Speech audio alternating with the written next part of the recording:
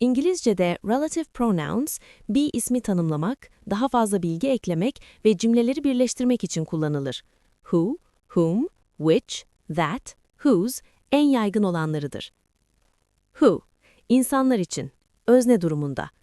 Which, nesneler ve hayvanlar için. That, hem insanlar hem nesneler için. Whom, insanlar için, nesne durumunda. Whose, iyelik, aitlik bildirmek için. Onun anlamında. Kısa mantık. İnsanlar için genelde who, that. Eşyalar, hayvanlar için which, that. Sahiplik için whose kullanılır. 1. Who, insanlar için, özne. The teacher who teaches mathematics is very patient. Matematik öğreten öğretmen çok sabırlıdır. Do you know the man who is standing at the door? Kapıda duran adamı tanıyor musun? Someone who loves you will always support you. Seni seven biri seni her zaman destekler. 2. Whom, insanlar için, nesne, resmi. The candidate whom we interviewed yesterday was excellent. Dün görüştüğümüz aday müthişti. She is the artist whom I admire the most. O en çok hayran olduğum sanatçı.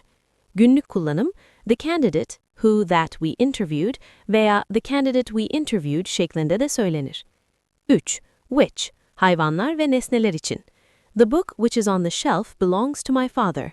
Raftaki kitap babama ait. They finally fixed the computer which crashed this morning.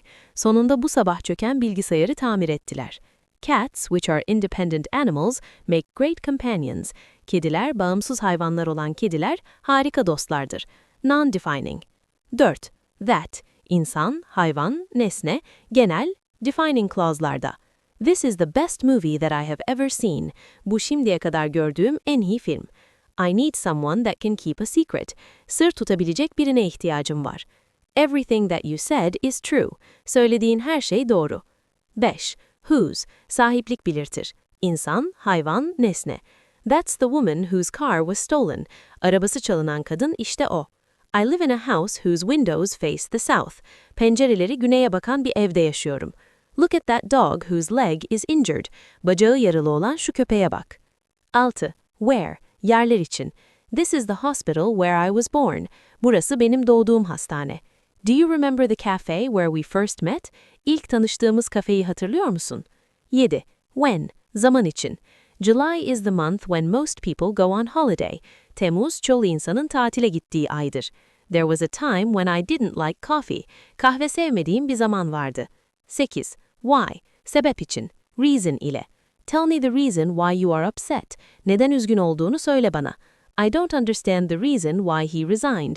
Onun neden istifa ettiğini anlamıyorum. In Search of the Lost Book.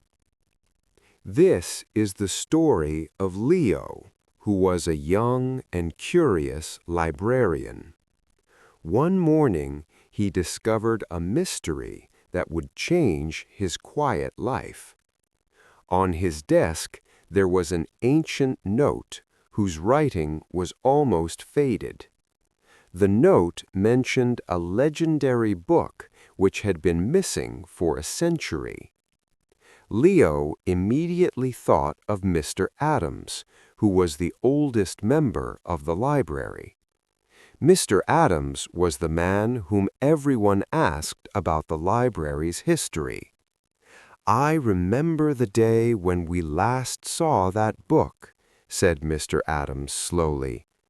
It was in the old reading room where the windows face the east. Together they searched the room, which was full of dusty shelves. Leo found a hidden drawer that was locked. He used a key which Mr. Adams gave him. Inside there was a map.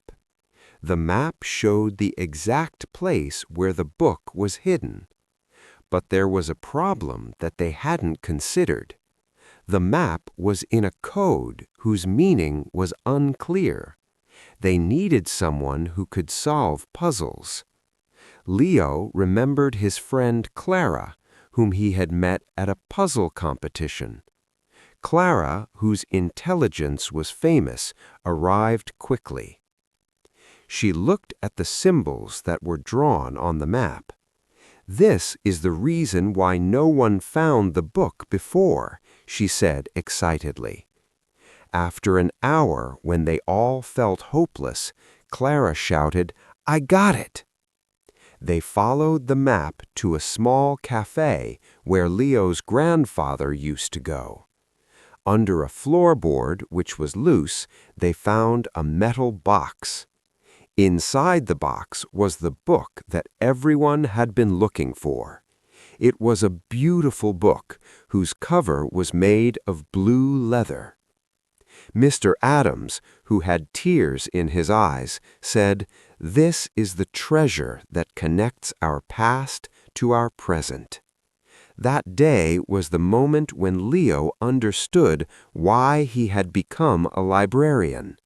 He realized that the people whom we meet and the secrets that we discover are what make life truly magical.